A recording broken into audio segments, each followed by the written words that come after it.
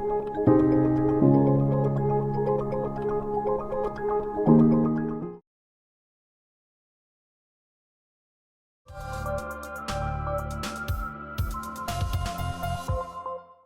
this is Rashi Sahai, and you're watching Medicircle. Today, on our Children's Health Awareness series, we have Dr. Santosh Kondekar with us. Dr. Santosh Kondekar is a developmental pediatrician neurologist and is currently practicing in Akar Clinic, Mumbai. For the past 25 years, he has worked as a neuropediatrician. Welcome to Medicircle, Dr. Santosh. Thank you. So, studies have indicated lower autism rates in developing countries. That is, 1 out of 45 children in US versus only 23 out of 10,000 children in India are diagnosed with autism. Every one of 100 below 10 years of children have autism in India. So, doctor, can you please tell us, does an autistic children have speech delay, or how to help the child having speech delay? First, let me make you clear some points regarding autism. There's a lots of misconception about autism going on over. We should try to understand it in very simple language. Autism is a sequelae of child's inability to understand the world. When you do not understand the world, you go in your own world. Autism means own, ism means condition, own world condition, self world condition. That means you forget the rest of the world, you do not notice it.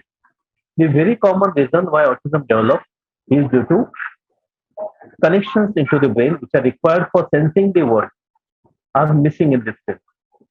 Now, these connections which are missing can be related to genetic problems, can be related to birth-related problems, can be related to unknown problems.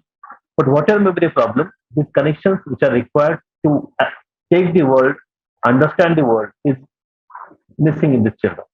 After birth, every second, around 1,000 connections develop in the brain for first years of life.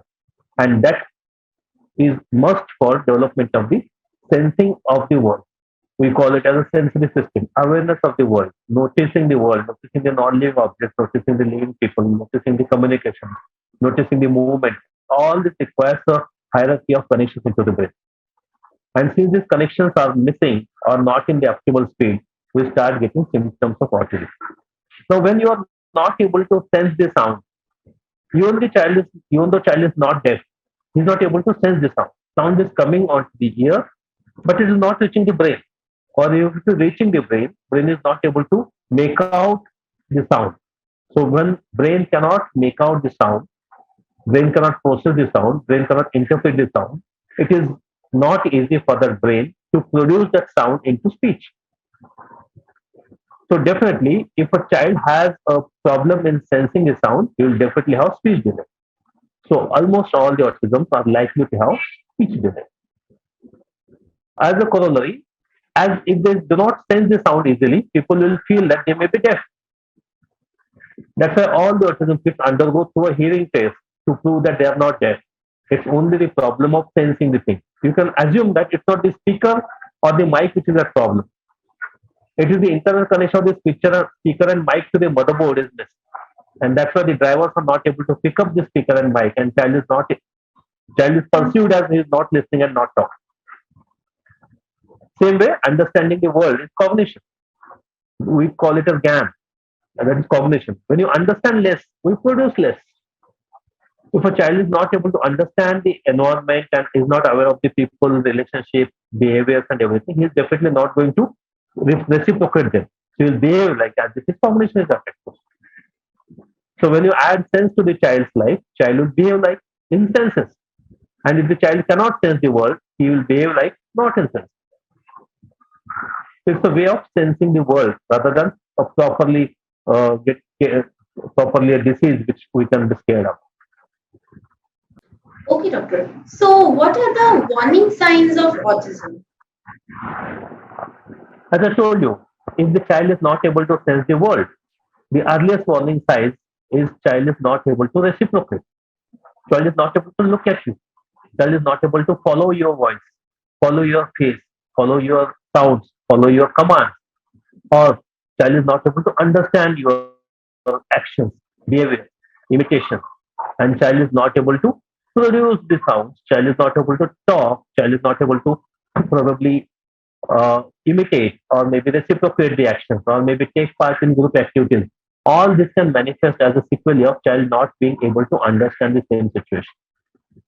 So in a way, at different age groups, there will be different stage of development, and at different stage of development, there will be different red flag signs. So 3 month old boy, 3 month old child, if is missing the eye contact, it may be a indication to look out for autism. If a 10-month-old child is not able to point where is the nose, we might have to look out. Why is not able to do that?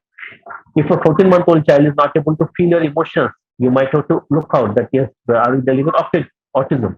Same way, if a 2-year-old child is not able to produce two words, we definitely looked out for autism. But per se, autism is not only a delay or deficit in understanding, communication, and reciprocation. It's, this is definitely a basic part of the autism. But in addition to that, when you do not understand, communicate, and reciprocate, you develop behavioral changes. And behavioral changes become the hallmark of autism with which the patients or the children are brought to us by the parents. That he is doing things repetitively, he's talking repetitively, he's doing the echolalia, he's doing fixed navigation, he's only playing with the fixed objects, and he's showing some unusual movements to unusual sound, smell, or unusual touch. And these all are behavioral problems. So all these symptoms, each one of them will become a red flag sign for autism. So your two group of symptoms, A group is for understanding the world, communicating and reciprocating, and B group is the behavioral complaints which parents may come up with, and both of them together constitute autism. Okay, doctor. So, what foods affect autism? Actually, we have to understand that autism is a sensory problem. It's a problem of sensing, and not a autism is not a problem of diet. Autism is not a problem of food. It's not a food allergy that food will affect it. It's not a food excessive consumption that it will cause obesity. It is not a malnutrition. It is basically a way that child is not able to sense the distension of the gut, and that's why the child will start manifesting as gut distension or constipation. For the same reason, the hard to digest foods or maybe high protein foods usually will end up in initiating constipation in most of the autism kids. And that is the reason some food is avoided in most of the autism kids, because some type of food will initiate constipation, which can be a precursor for development of hyperactivity in the autism. So it's very important that food is not the cause for autism. Food is one of the gut distension is one of the sensory issues in the autism. Now, there is a huge research done along with the probiotics in autism.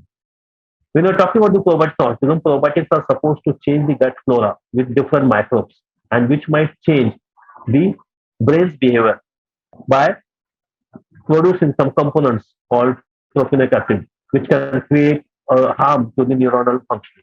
So this is a hypothesis.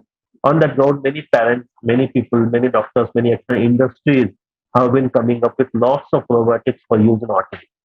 But it is just one component of autism. It's not the major component of autism to constitute autism. Major component of autism is how and why the child is not sensing the world, and how and why we can develop this understanding, processing, cognition, reciprocation, output, and sequencing of this understanding of this environment, so that the child will understand the environment and will become a responsible human being, family member, or a responsible society member soon. Okay, doctor. So, what is the best way to deal with a child having autism? First thing is, do not go by name. Don't call them special. Two biggest things which are affected in autism are socialization and communication. So if a child is not able to socialize and child is not able to communicate appropriate for the age, and parents find that there is something to worry about it, do not sit at home. Start working towards evaluation with a neuropediatrician, and also start working towards how we can generate socialization and communication. So two simple things are there which I will try to reiterate. That socialization and communication are two human phenomena. It cannot be the non-living world. So once you know my child is not socializing and not communicating, that means the child is not getting cozy with human beings or living beings, or child is preferring to be with non-living objects, because child is finding socialization communication difficult to learn, difficult to understand, and difficult to copy. And the very first principle, if you want to develop social communication, is that child should spend time with the living beings, human people, social people, face to face, across the table with a social distance. Instead, if we keep on giving him objects and toys to play, or the music and videos or mobiles and TV screens to watch, we are taking him away from socialization and communication. So first thing is, when you want to go ahead, do not go back. When you want to develop socialization communication, do not give the child anything that will take his socialization communication away. So your 90% of the goal should be how my child will look at me, listen to me, understand me, talk to me, sit in front of me, interact with me, tell me stories, and learn the things which a normal child is learning. So we have to come out of object world and take the child into the people's world where he has to understand and watch people and try to learn people. Same way, when a child has a speech delay, our goal is to how the child will talk. To teach talking or to learn talking, we need to listen. Good listeners are good talkers. If a child is not listening to you properly, he cannot talk. So first thing is we have to make the child receptive for listening. So unless you increase the child's understanding of the vocabulary language by telling him lots of stories, narrations, essays, and compositions or day-to-day commentary of the living world, child is not understanding what to learn.